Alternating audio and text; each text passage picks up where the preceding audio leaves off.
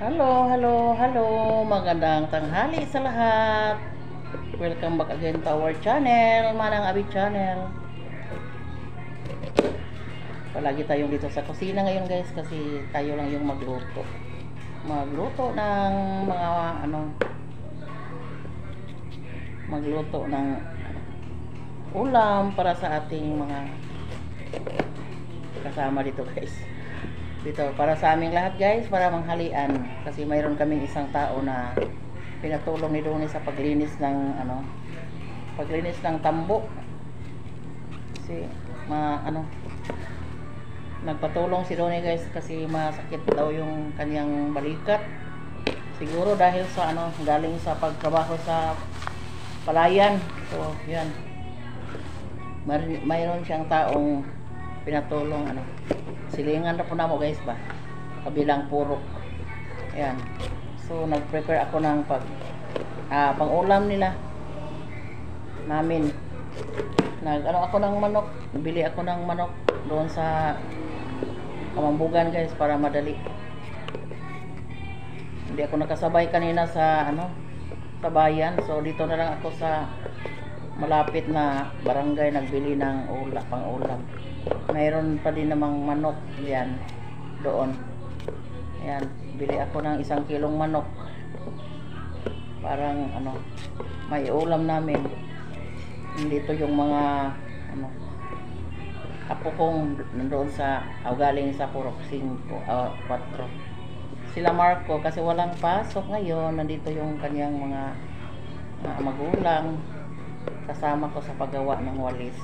So yan, ko na lang sila sa pagkain kasi libre naman sila ng makain kapag dito sila trabaho. So ayan, nagkikay na ako guys, nag-prepare na ako ng maiulam kasi alas 11 na din. Di ko na malayan yung oras guys. Naman malapit ka patungong alas 12 na guys. So yan, nagluto, nagsimulan ako sa pagluto sa manok. So gulay na lang yung gulay na lang yung gina-prepare ko guys.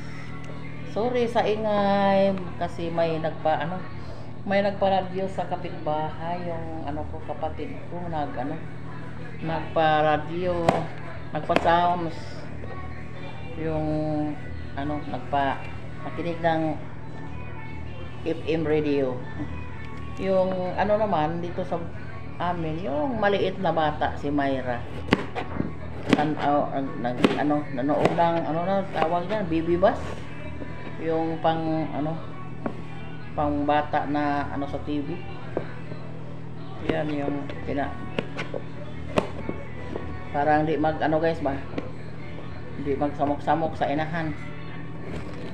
Nagipat lantaw og TV, pinapanood ng TV, hindi pa nag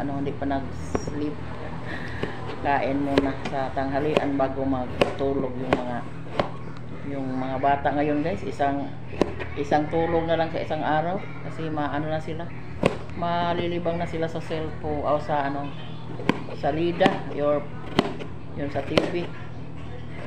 Baby bus daw, baby bus, palaging manonood ng baby bus kapag magpunta dito si Myra.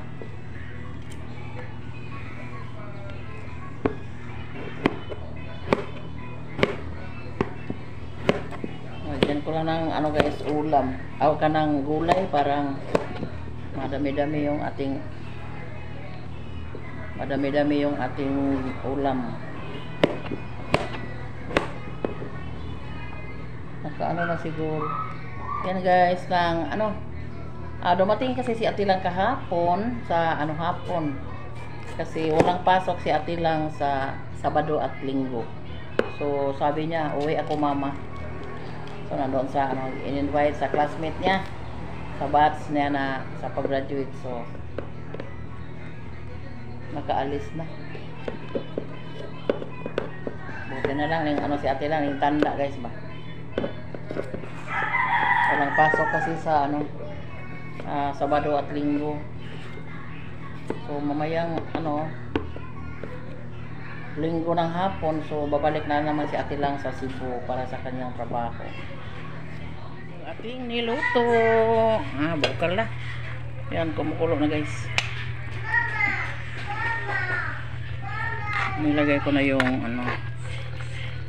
ilagay ko na yung gulay na sayuti. Ito lang yung ulam natin guys. Manok with hindi pa malambot yung manok, gulay. Ang tindi ng init sa labas guys, pero may may hanging habagat. Ayan, maliwanag yung init. Nang hubas ng tubig sa guys, tubig sa palayan. Tumuyo na lahat yung mga kahon sa palayan namin. Hindi sila ngayon, baka magpatubig sila mamayang hapon kasi perteng inita. Init na mainit yung araw ngayon guys.